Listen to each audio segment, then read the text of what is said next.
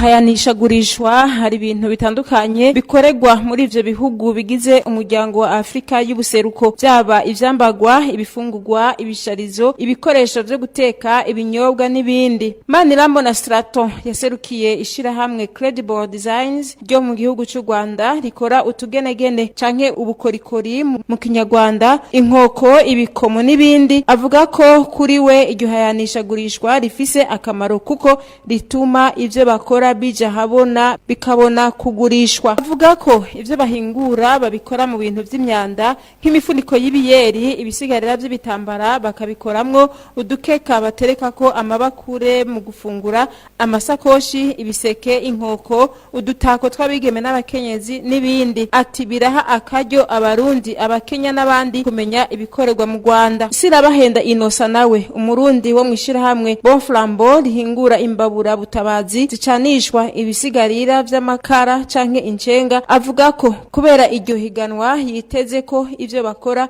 bizorenga imbibe bigashika mu karere. Uretse ivyo bihingurwa hari nihayanishwa ry'imico kama y'ivyo bihugu, intambo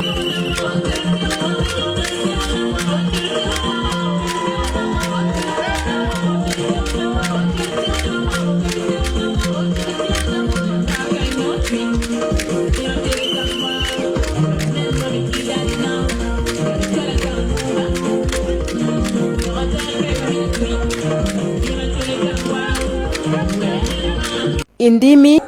Uganda is among a first country who welcome many Congolese. In Uganda we have like a quota for Congolese.